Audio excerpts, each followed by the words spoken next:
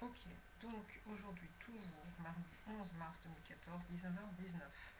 Comme je l'ai lu tout à l'heure et que j'ai perdu l'enregistrement, je me dois de relire le chapitre 10, ayant lu dans la foulée le 11 et le 12. Je reviens donc au chapitre 10 du livre des Nombres. L'Éternel parla à Moïse et dit : Fais-toi 2 trompettes d'argent, tu les feras d'argent battu. Elles te serviront pour la convocation de l'assemblée et pour le départ des camps. Quand on en sonnera, toute l'assemblée se réunira auprès de toi à l'entrée de la tente d'assignation. Si l'on ne sonne que d'une trompette, les princes, les chefs des milliers d'Israël se réuniront auprès de toi. Quand vous sonnerez avec éclat, ceux qui campent à l'Orient partiront. Quand vous sonnerez avec éclat pour la seconde fois, ceux qui campent au midi partiront. On sonnera avec éclat pour leur départ. Vous sonnerez aussi pour convoquer l'assemblée, mais vous ne sonnerez pas avec éclat. Les fils d'Aaron, les sacrificateurs, sonneront des trompettes. Ce sera une loi perpétuelle pour vous et pour vos descendants. Lorsque dans votre pays vous irez à la guerre contre l'ennemi qui vous combattra, vous sonnerez des trompettes avec éclat, et vous serez présents au souvenir de l'Éternel, votre Dieu, et vous serez délivrés de vos ennemis. Dans vos jours de joie, dans vos fêtes et à vos nouvelles lunes, vous sonnerez des trompettes en offrant vos holocaustes et vos sacrifices d'action de grâce, et elles vous mettront en souvenir devant votre Dieu. Je suis l'Éternel, votre Dieu.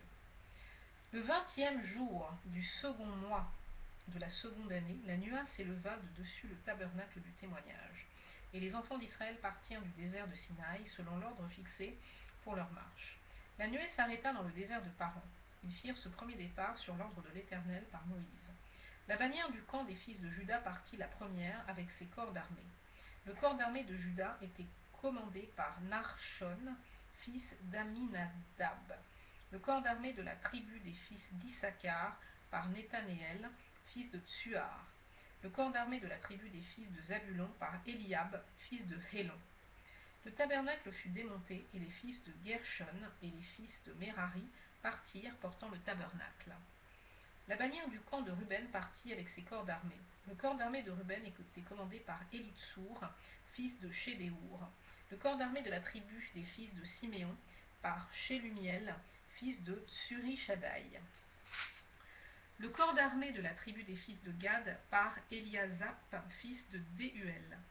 Les Kéhatites partirent portant le sanctuaire, et l'on dressait le tabernacle en attendant leur arrivée. La bannière du camp des fils d'Éphraïm partit avec ses corps d'armée. Le corps d'armée d'Éphraïm était commandé par Élishama, fils d'Amihoud. Le corps d'armée de la tribu des fils de Manassé par Gamliel, fils de Pédatsour. Le corps d'armée de la tribu des fils de Benjamin par Abidan, fils de Gidéoni. La bannière du camp des fils de Dan partit avec ses corps d'armée. Elle formait l'arrière-garde de tous les camps. Le corps d'armée de Dan était commandé par Aïezer, fils d'Amishadaï. Le corps d'armée de la tribu des fils d'Azer par Pagiel, fils d'Okran. Le corps d'armée de la tribu des fils de Nephtali par Ahira, fils d'Enan. Tel fut l'ordre d'après lequel les enfants d'Israël se mirent en marche, selon leur corps d'armée, et c'est ainsi qu'ils partirent. Moïse dit à Hobab, fils de Réuel, le Médianite, beau-père de Moïse, nous partons pour le lieu dont l'Éternel a dit, je vous le donnerai. Viens avec nous, et nous te ferons du bien, car l'Éternel a promis de faire du bien à Israël. Hobab lui répondit, je n'irai point, mais j'irai dans mon pays et dans ma patrie.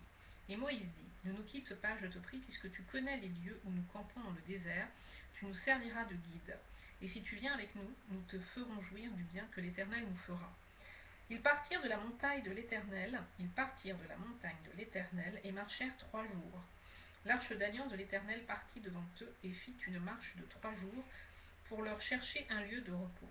La nuée de l'Éternel était au-dessus d'eux pendant le jour lorsqu'ils partaient du camp. Quand l'arche partait, Moïse disait, lève-toi, Éternel, et que tes ennemis soient dispersés, que ceux qui te haïssent fuient devant ta face. Et quand on la posait, il disait, reviens, Éternel, aux myriades des milliers d'Israël. Bien,